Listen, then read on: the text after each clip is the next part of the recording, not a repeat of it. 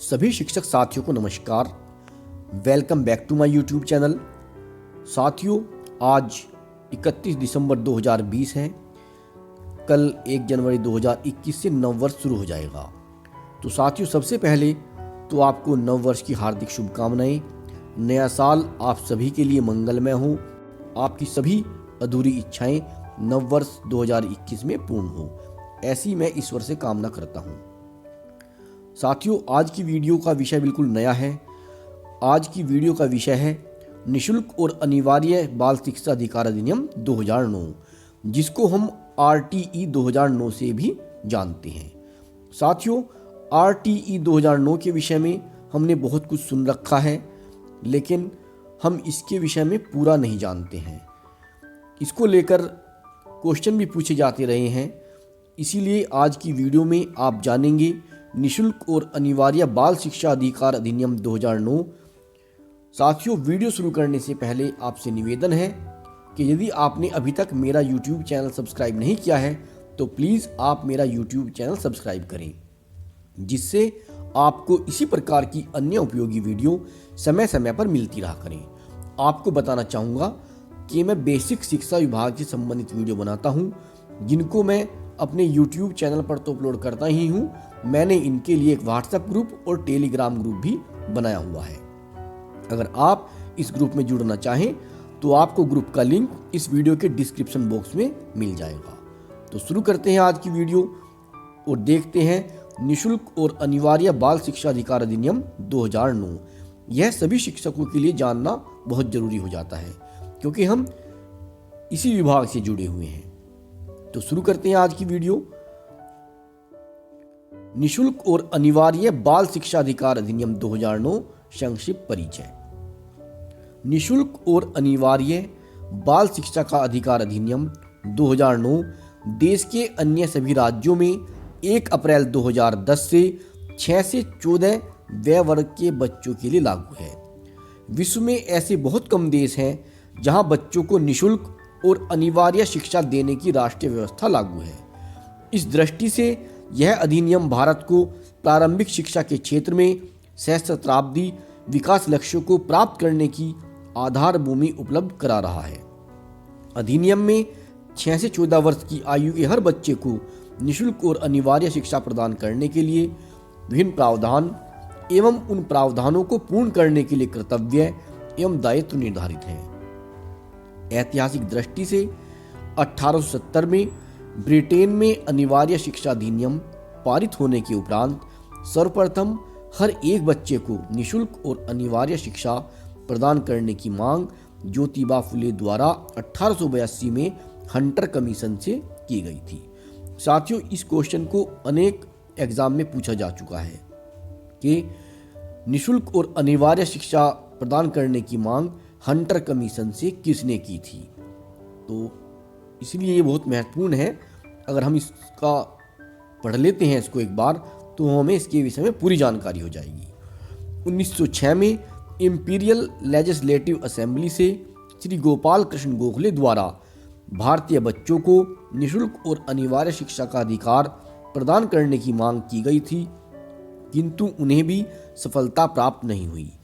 1937 में महात्मा गांधी ने वर्धा में राष्ट्रीय शिक्षा परिषद की बैठक में सभी बच्चों के लिए सार्वभौमिक शिक्षा का प्रस्ताव रखा गया, किंतु वित्तीय संसाधनों के अभाव का कारण बताकर बच्चों को यह अधिकार प्रदान नहीं किया गया।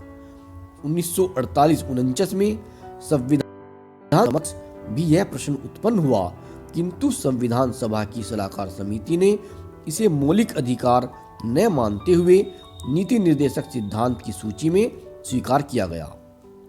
नीति निर्देशक सिद्धांत के अनुच्छेद 45 के अनुसार राज्य इस संविधान के लागू होने के 10 साल की अवधि में सभी बच्चों के लिए, जब तक कि वे 14 साल की आयु को प्राप्त नहीं कर लेते, निःशुल्क और अनिवार्य शिक्षा उपलब्ध कराने का प्रयास करेगा।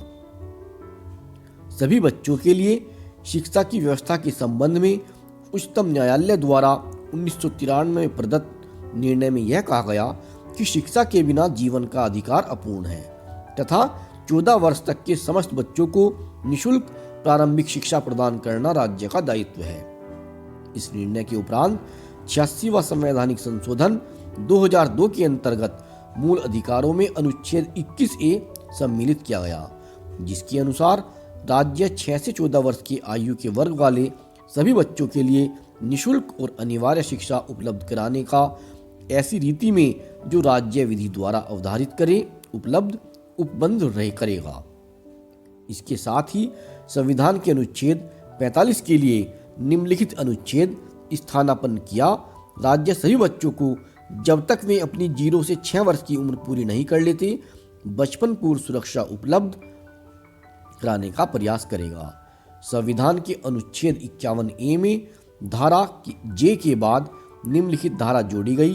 धारा K, यदि माता पिता संरक्षक हैं 0-6 वर्ष से 14 वर्ष तक की आयु वाले अपने यथास्थिति बालक बालिका या प्रतिपाल्य के लिए शिक्षा के अवसर प्रदान करें। इसके फलस्वरूप प्रारंभिक शिक्षा को एक मौलिक अधिकार का दर्जा प्राप्त हुआ और सभी बच्चों को यह अधिकार उपलब्ध कराने के लिए प्रयत्न आरंभ हुए।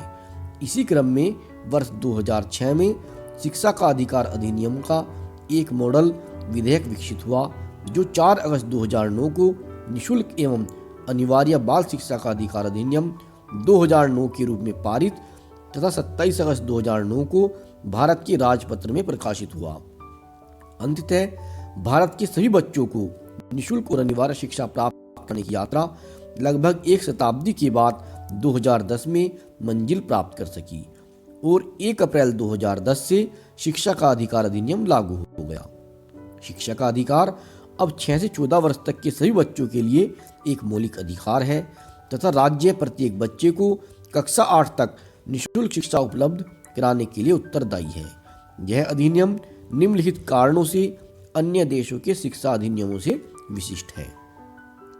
निःशुल्क की परिभाषा शुल्क न देने से काफी आगे जाती है। अनिवार्यता सरकारों पर है, न कि पालकों पर। इसका बल प्रत्येक प्रकार के भेदभाव को खत्म करते हुए समावेशी शिक्षा पर है। पठन पाठन प्रक्रिया में गुणवत्ता सुनिश्चित करने पर अधिनियम के क्रियान्वयन की देखरेख एक अलग संवैधानिक आयोग द्वारा, विद्यालय के लिए मान एवं मानक का निर्धारण, बाल अधिकारों को कानून के दायरे में लाना, विद्यालयों और अध्यापकों के उत्तरदायित्व जिम्मेदारी। अब बारी आती है जो विद्यालय है और अध्यापक के क्या उत्तरदायित्व हैं, क्या हमारी जिम्मेदारी बनती है। विद्यालय अपने यहाँ दाखिला लिए हुए सब बच्चों को निःशुल्क और अनिवार्य शिक्षा प्रदान करेगा।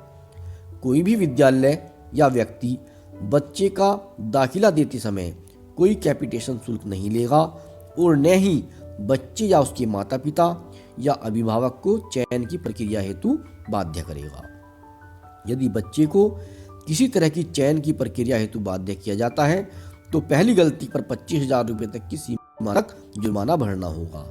यदि बाद में भी गलती की जाती है तो 50,000 रुपये तक का जुर्माना देना होगा। प्रारंभिक शिक्षा के लिए बच्चों की उम्र का निर्धारण बच्चे के जन्म प्रमाण पत्र के आधार पर होगा, जो जन्म मृत्यु और विवाह पंजीकरण अधिनियम 1886 के प्रावधानों के अनुसार या ऐसे निर्धारित दस्तावेजों के अनुरूप होगा, किंतु आयु के सबूत के अभाव में दाखिला देने से मना नहीं किया जाएगा।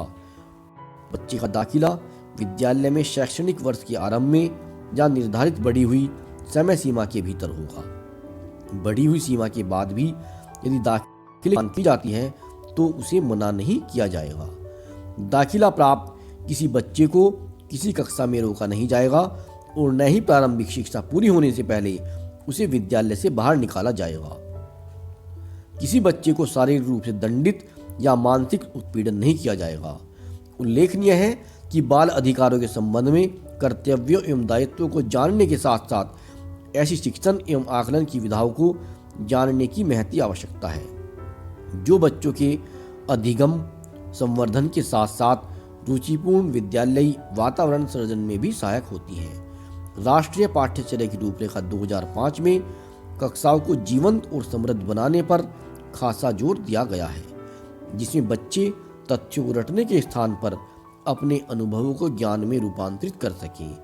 इसमें प्रत्येक विषय के अध्ययन अध्यापन के संदर्भ में ऐसी बाल केंद्रित गतिविधि आधारित शिक्षण विधा प्रस्तावित की गई है जो बच्चों को करके सीखने के अवसर प्रदान करने की वकालत करती है। इसी के साथ साथ बच्चे के अधिगम के आकलन के लिए ऐसी व्यवस्था विकसित करने की अपेक्षा की गई है जो बच्चों में भय, निराशा एवं कुंठा उत्पन्न करने के स्थान पर आत्मविश्वास उत्पन्न करती हो। तो साथियों, ये था RTE 2009, जिसके विषय में हमने बहुत सुन रखा था लेकिन पूरी बातें नहीं जानते थे। मुझे भी ये आज ही पता चला है कि जब हमारे यहाँ कोई बच्चा दाखिले के लिए आता है तो हमें कोई चयन प्रक्रिया नहीं करनी है, हम उसको किसी भी टेस्ट के लिए नहीं बोल सकते, और अगर बोलते हैं और हमारी शिकायत होती है तो 25,000 रुपये तक का जुर्माना होगा। बाद में गलती दोहराने पर 50,000 रुपये तक का जुर्माना है। तो बच्चे को दाखिला देते समय कोई कैपिटेशन शुल्क नहीं लेना है और किसी प्रकार का कोई टेस्ट नहीं लेना है। तो साथियों, आशा करता हूँ यह वीडियो आपको पसंद आएगी। अगर आपको वीडियो अच्छी लगे तो इसे लाइक करें और अपने अन्य मित्रों को भी शेयर करें। इस वीडियो में इतना ही, मिलते हैं आपसे बहुत जल्द अगली वीडियो में।